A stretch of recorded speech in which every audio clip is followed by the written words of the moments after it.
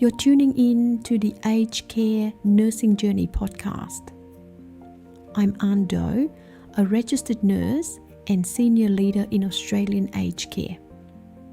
I've been working in this field for more than 15 years, and through this podcast, I aim to share real insights, practical knowledge, and leadership perspectives that empower those working in aged care.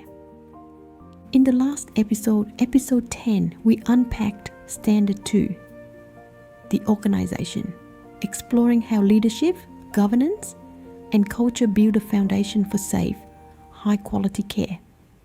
Today, we dive into Standard 3, the care and services. This standard brings it all to life by focusing on how we assess needs, plan tailored care, deliver services safely, communicate effectively, and coordinate across teams.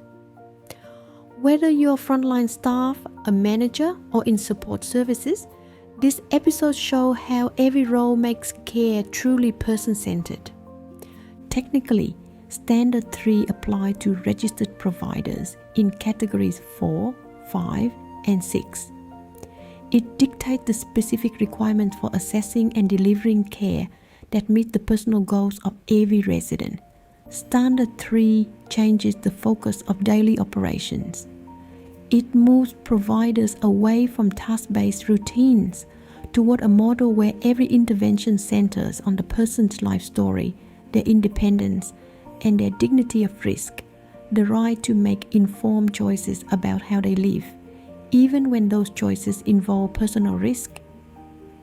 By prioritizing the resident's goals over the facility's schedule, the person receiving care becomes the active director of their own daily life rather than a passive recipient of services.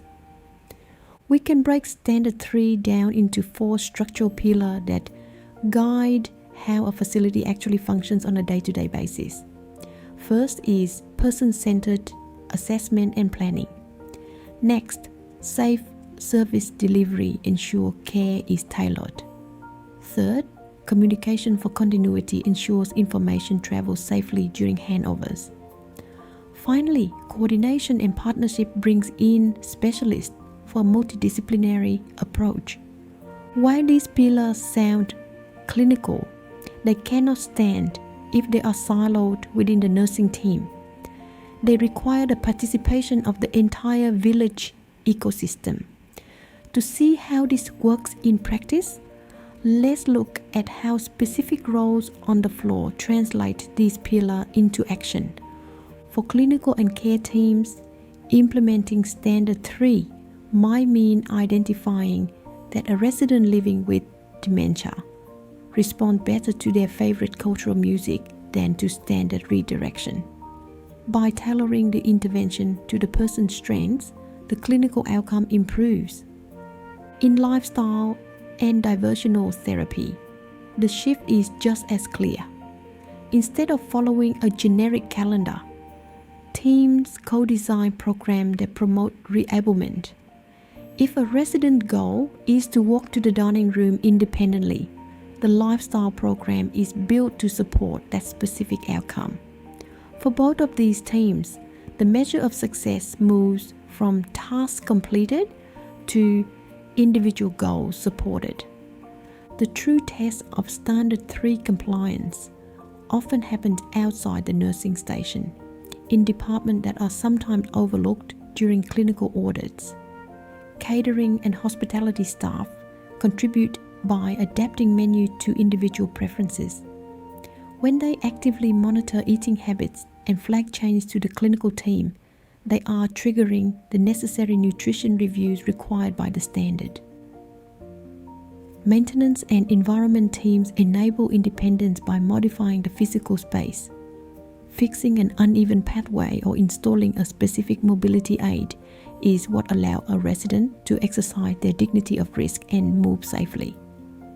Administration and facility management create the networks that allow these transitions and family partnership to happen safely, protecting the flow of information.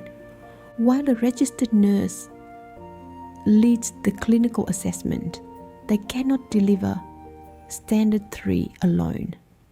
The residents' quality of life relies on the chef's nutritional adjustments and the maintenance team's environmental modifications to turn a written care plan into a lived reality.